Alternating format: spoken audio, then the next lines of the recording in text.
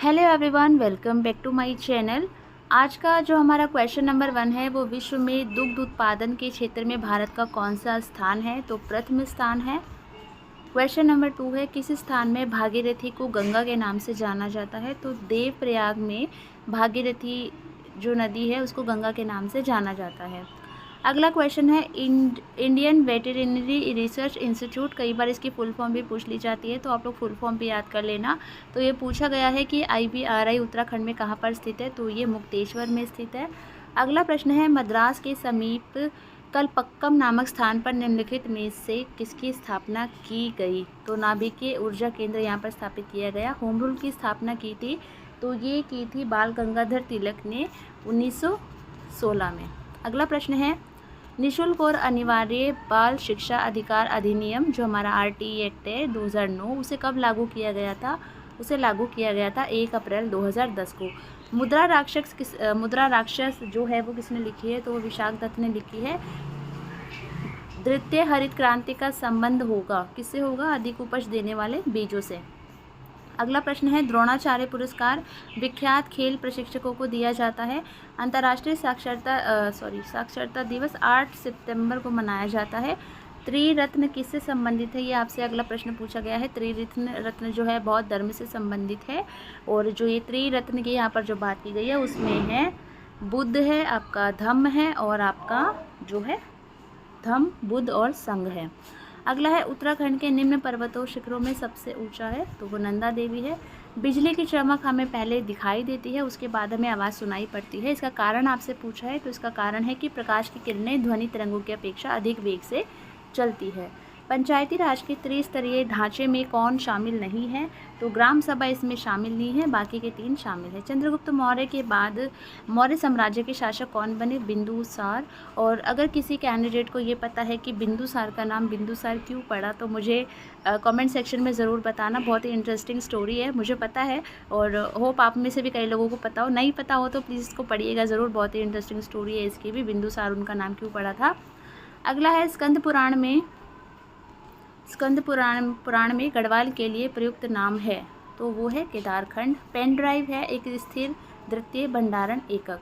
निम्नलिखित में से किसकी गति वायु में सबसे तेज है? तो प्रकाश की गति वायु में सबसे तेज है। गायत्री मंत्र लिया गया है ऋग्वेद के 3 मंडल से। भारत में सर्वाधिक प्राचीन पर्वत है? तो अरावली पर्वत श्रृंखला है, सभी जानते हैं।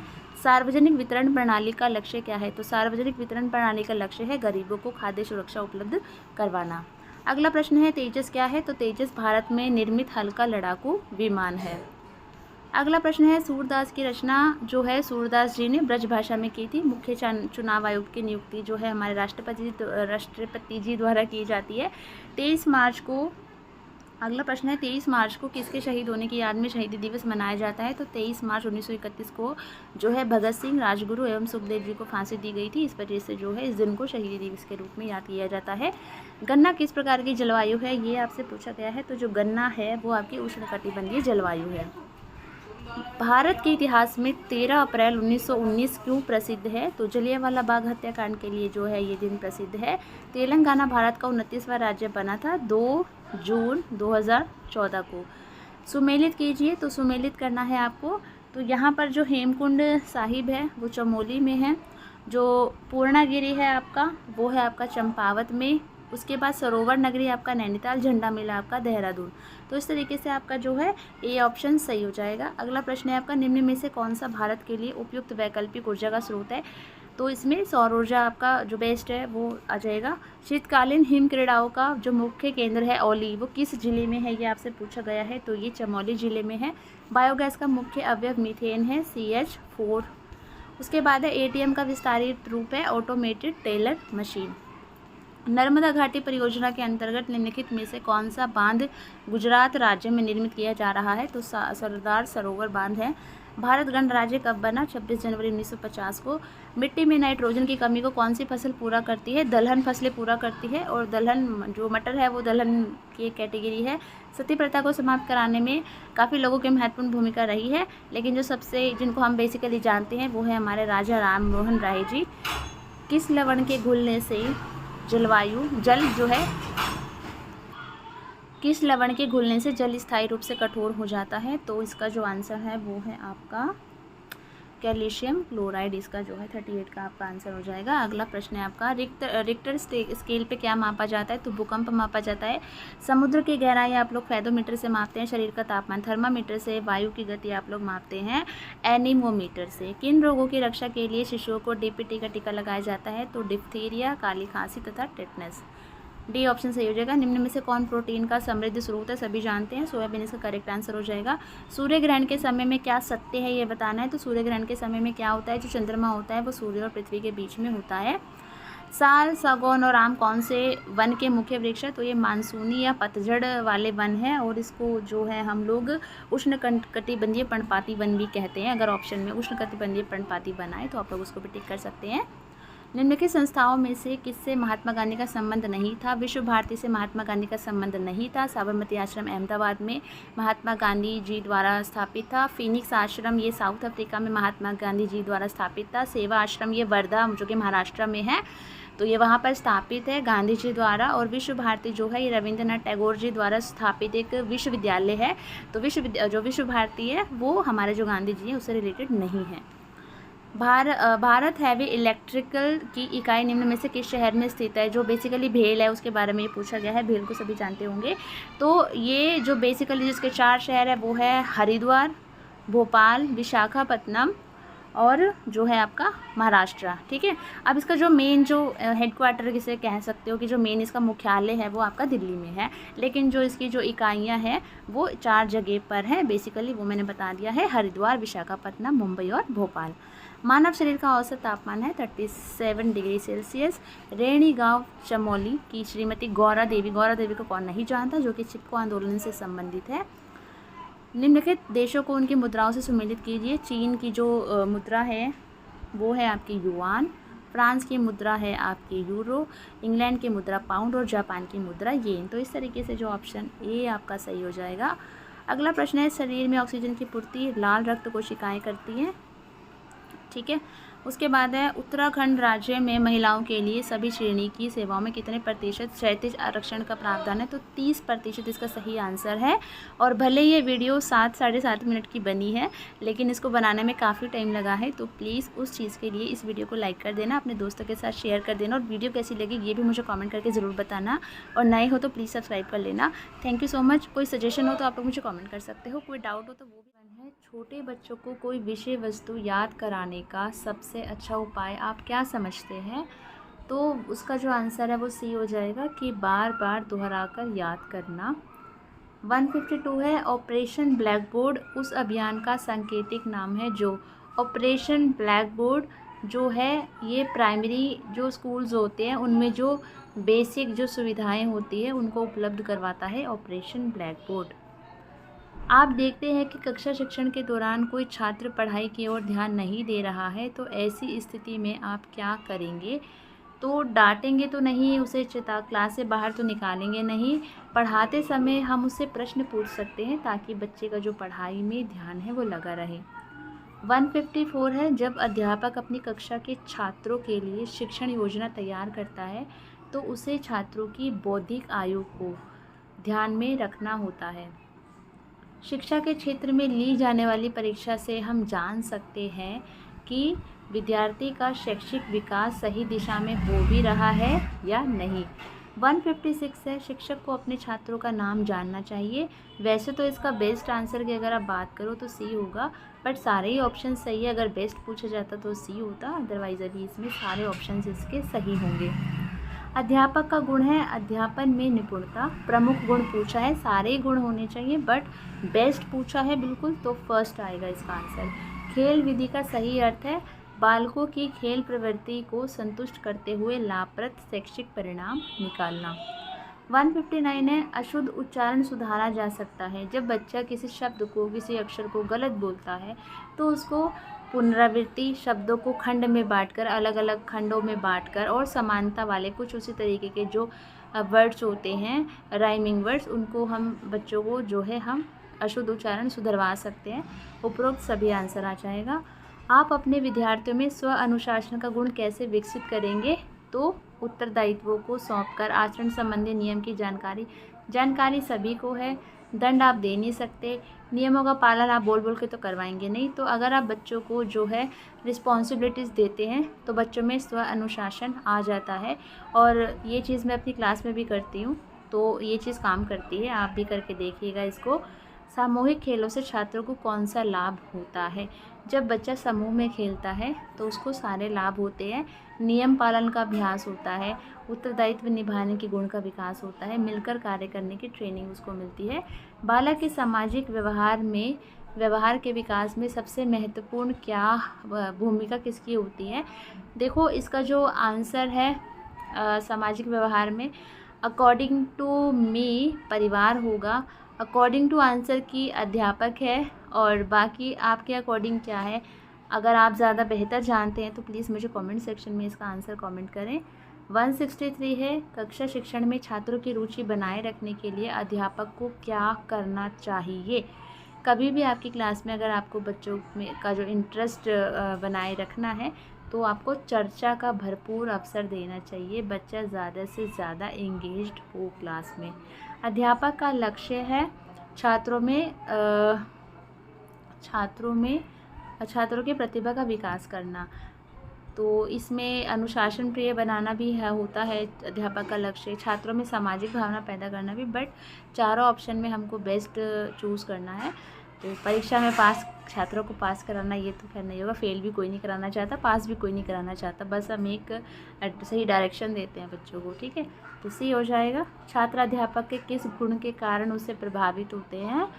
तो सभी चीज़ों से आप खुद ही अपने आप को रख के देखिए। आप किसी टीचर से अगर इंस्पायर हैं तो आप क्यों हैं? वो एक रेगुलरिटी, उसको विषय वस्तु समझाने की क्षमता, उनकी ज्ञान, तो उपरोक्त सभी आ जाएगा। हमारे देश में वैदिक काल में कौन सी शिक्षा पद्धति प्रचलित थी? गुरुकुल शिक्षा पद्धति।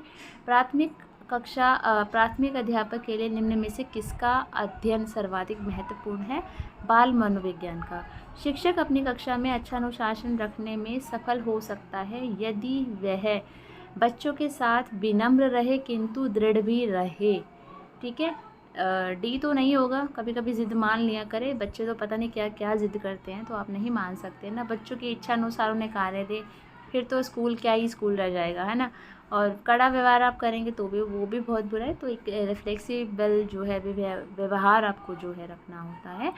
169 है, आपकी कक्षा में एक बुद्धिमान छात्र है जो आपके समक्ष सदैव अपने ज्ञान का प्रदर्शन करता रहता है, तो आप ऐसी सिचुएशन में क्या करेंगे? तो उसे उसकी रुचि के अनुसार कुछ कार्य देंगे। 170 है, खेलों के माध्यम से सामाजिकता का विकास होता है, क्योंकि बालक समूह में खेलता है, जिससे उसके अंदर काफ़ी सारे जो सोशल गुण हैं उसके अंदर वो आते हैं। स्कूल के वातावरण में निम्नलिखित में से किसका बुद्धि पर सबसे अधिक प्रभाव पड़ता है? देखो, मेरे हिसाब से तो सारी चीज़ें हैं, लेकिन पाठ्यक्रम के अंदर ये दोनों चीज़ें भी इंक्लूडेड है, तो पाठ्यक्रम इसका सही आंसर हो जाएगा। बाकी इस सवाल पर भी अगर आपकी कोई राय है तो कमेंट सेक्शन में कमेंट कर सकते हैं। बालकों को सामाजिक व्यवहार की शिक्षा दी जाती है। सामाजिक व्यवहार की शिक्षा बालकों को विद्यालय में सामाजिक एवं सांस्कृतिक गतिविधियों के द्वारा दी जाती है। शिक्षा मनोविज्ञान का अध्ययन अध्यापक को इसलिए करना चाहिए क्योंकि इसकी सहायता से वह अपने शिक्षण को और भी प्रभावशाली बना सकते हैं। शिक्षकों को बालकों में राष्ट्रीयता के विकास हेतु क्या करना चाहिए? तो विद्यालय में राष्ट्रीय कार्यक्रमों का आयोजन करवाना चाहिए। प्राइमरी स्तर पर छात्रों को मातृभाषा में पढ़ाना बेहतर है, क्योंकि इससे बच्चों की जो पढ़ाई है वो स्वाभाविक वातावरण में होती है, उसको कुछ भी बनावटीपन नहीं लगता है। अब मान लीजिए किसी बच्चा है, उसकी मातृभाषा हिंदी है, आते आप अंग्रेजी में पै कर रहे हो, तो बच्चे को लगेगा कि मतलब क्या फॉर्मेलिटी सी हो रही है, तो वो समझ में नहीं आएगा, लगेगा सब कुछ बनावटी है। एक स्वाभाविक वातावरण में एजुकेशन देने के लिए प्राइमरी में उसको मातृभाषा में पढ़ाना बेहतर होता है। अब उसकी मातृभाषा कोई भी हो सकती है, ज़रूरी नहीं है कि हिंदी ही हो, ठीक है। अगला है, बालक के सामाजिक विकास में सबसे महत्वपूर्ण कारक कौन सा है? आनुवंशिकता एवं वातावरण। संकोची और शर्मीले छात्रों को कक्षा के शिक्षण कार्य में भाग लेने की प्रेरणा देने का उपाय यह है कि उनको कक्षा में उनकी रुचि के विषय पर कुछ बताने को प्रोत्साहित किया जाए, तभी जो उनका संकोच खुलेगा। छोटे बच्चे बहुत क्रियाशील होते हैं, अध्यापक उनके लिए क्या करेंगे? तो उनकी क्रियाशीलता की सहायता से उन्हें कुछ उपयोगी शिक्षा देंगे। कक्षा में अनुशासन सुधारने की दृष्टि से अध्यापक को क्या करना सर्वोत्तम है? तो इसमें है कि अध्यापक छात्रों को पढ़ाई जाने वाली विषय वस्तु, पढ़ाने की विधि और छात्रों के प्रति अपने दृष्टिकोण का जो है मूल्यांकन करे। जो छात्र रटते हैं उनमें मौलिक चिंतन करने की शक्ति पैदा नहीं होती है। कठिन शब्दों का अर्थ समझने का व्यवहारिक ढंग है उनको वाक्यों में प्रयोग करना। कभी भी कठिन शब्दों का मीनिंग अगर बच्चों को समझाना है तो उनको वाक्य में प्रयोग करवाइए, वो बच्चे आराम से उसको समझ जाएंगे। अध्यापक बनने के लिए टीचर्स ट्रेनिंग क्यों ज़रूरी है? क्योंकि इस ट्रेनिंग से उसे कक्षा शिक्षण के मूल आवश्यक सिद्धांतों का ज्ञान हो जाता है। आसपास के शोर को अवॉइड करें, मेरी गली में बहुत शोर होता है। बच्चों के खाली समय में आप उन्हें उनके पसंद का कार्य करने के लिए देंगे। नेतृत्व की भावना का विकास करने हेतु अगर आपको बच्चे के अंदर लीडरशिप क्वालिटी डेवलप करनी है तो स्वयं विद्यालय में आप नेतृत्व संबंधी कार्य करेंगे, क्योंकि बच्चा रोल मॉडल जो उनके होते हैं उनसे सीखता है और बच्चे के रोल मॉडल सबसे ज़्यादा टीचर्स होते हैं, वो आपके व्यवहार से सीखता है सबसे ज़्यादा। छात्रों के साथ व्यवहार करते समय उचित है उपयुक्त दूरी और गरिमा बनाते हुए उनकी भावनाओं का सम्मान करना। एक अच्छा शिक्षक जीवन पर्यंत विद्यार्थी रहता है। इस कथन का अभिप्राय है कि अध्यापन के साथ वह अध्ययन भी जारी रखता है। पूर्व प्राथमिक स्तर पर महिलाओं का शिक्षण कार्य करना अच्छा होता है। क्यों? क्योंकि वो बच्चों की देखभाल माँ की तरह करती हैं। अगर आपकी कक्षा के छात्र किसी विषय में रुचि नहीं ले रहे हैं तो आप उन्हें उस विषय से संबंधित कोई रोचक कार्य देंगे।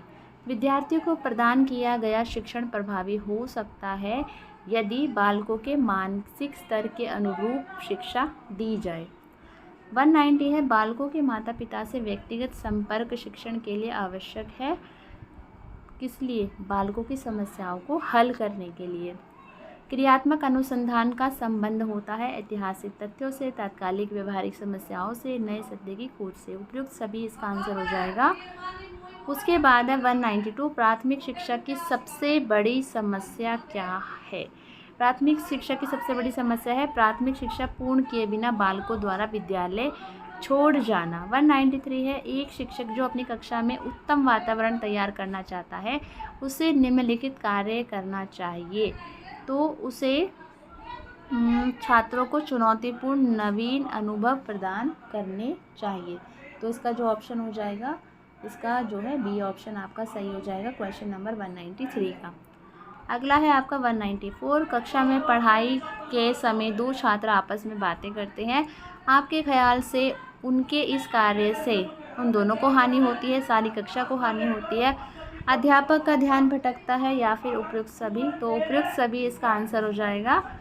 कक्षा में किसी छात्र द्वारा दिए गए गलत उत्तर को सुनकर अन्य छात्र हंस पड़ते हैं। ऐसी अवस्था में हंसने वाले छात्र को रोकना चाहिए और उन्हें बताना चाहिए कि कभी कभी सभी से गलती होती है।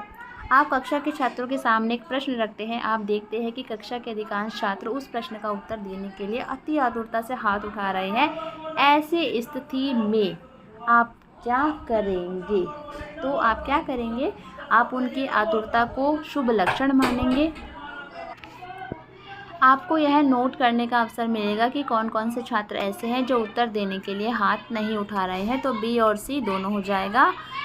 197 है आपकी कक्षा के कुछ छात्र बहुत तेज बुद्धि वाले हैं। कक्षा में पढ़ाई जाने वाली सामग्री में उन्हें कोई चुनौती जैसी बात नहीं मिलती। तो ऐसे में छात्र के संबंध में आप क्या करना चाहोगे? तो इसका जो आंसर है वो आपका हो जाएगा सी। उन छात्रों को विशेष कार्य देंगे जो सामान्य कक्षा के छात्रों को दिए जाने वाले कार्यों से मुश्किल हो। एक सफल अध्यापक का सर्वाधिक महत्वपूर्ण कार्य होता है बालकों में चिंतन योग्यताओं का विकास करना। कक्षा शिक्षण में विद्यार्थी तब तक ध्यान केंद्रित नहीं करेंगे जब तक कि उनमें जिज्ञासा पैदा नहीं की जाएगी। जब तक बच्चों में क्यूरियोसिटी नहीं होगी तब तक जो है वो उनका ध्यान केंद्रित नहीं होगा। गांधी जी की बुनियादी शिक्षा योजना दूसरे किस नाम से विख्यात हुई? वर्धा शिक्षा योजना। Thank you so much.